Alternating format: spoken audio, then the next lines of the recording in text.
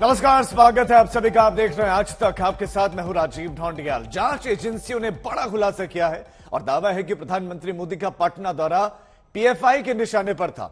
Operation octopus में पकड़े गए पीएफआई नेता से पूछताछ में सामने आया है कि इसे 12 जुलाई को प्रधानमंत्री के पटना दौरे पर गड़बड़ी की बड़ी साजिश की गई थी। मकसद माहौल बिगाड़ना था।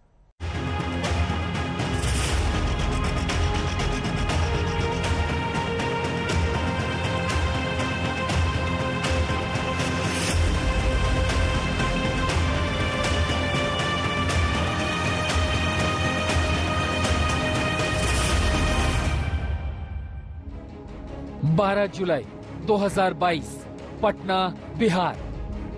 यही वो तारीख है जब प्रधानमंत्री मोदी बिहार विधानसभा भवन के शताब्दी समारोह में शामिल होने पटना पहुंचे थे।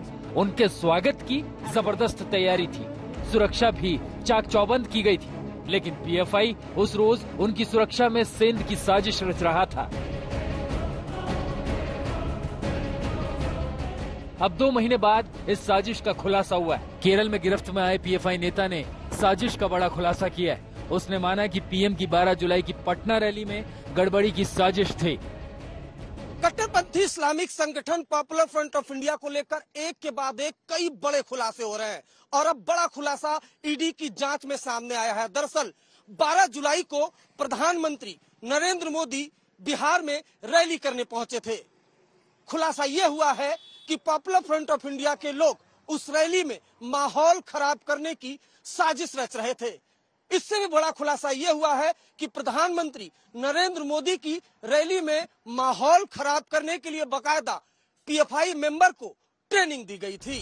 सूत्रों के मुताबिक पीएफआई की तैयारी बड़ी थी।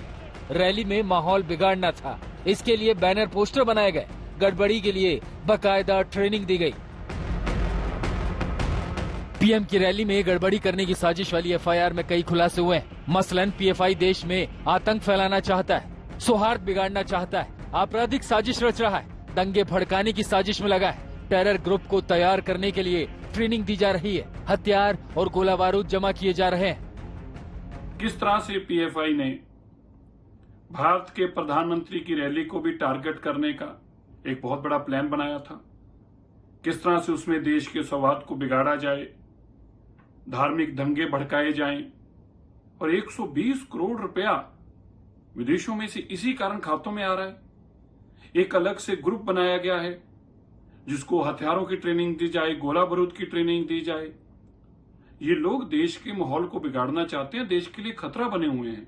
ये सारा षड्यंत्र पीएफआई की गिरफ्तारी के बाद, लोगों की गिरफ्तारी के बाद सामने आया है। ये भी सामने आया है कि इनके निशाने पर अनेक हमारे राष्ट्रीय स्वयंसेवक संघ के अधिकारीगण और भारतीय जनता पार्टी के भी कई नेतागण इनके निशाने पर थे। और कुछ विदेशी ताकतें ऐसी हैं जो भारत को इस्लामिक राष्ट्र बनाना चाहती हैं और विदेशों से इसमें फंडिंग हो रही है। तो एक बहुत बड़ा षड्यंत्र भारत को इस्लामिक राष्ट्र बनाने का चल रहा है।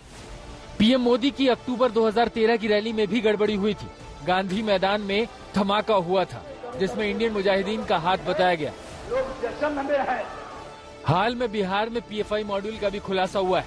शहर शहर पीएफआई के ठिकानों पर छापे पड़े हैं, कई दस्तावेज मिले, आतंकी ब्लूप्रिंट मिला है। इंडिया 2047 नाम से 7 पन्नों की बुकलेट मिली है। भारत को मुस्लिम देश बनाने का जिक्र मिला है। शहर शहर ट्रेनिंग दी जा रही थी, तब बिहार पुलिस ने इसे गंभीरता से नहीं लिया। ट्रेनिंग को आरएसएस शाखा से तुलना कर दी गई, लेकिन विवाद बढ़ने पर एसएसपी को सफाई देनी पड़ी। तिरुवनंतपुरम से शिबिमोल केजी, किशनगंज से रोहित सिंह के साथ अरविंद ओझा, आज तक।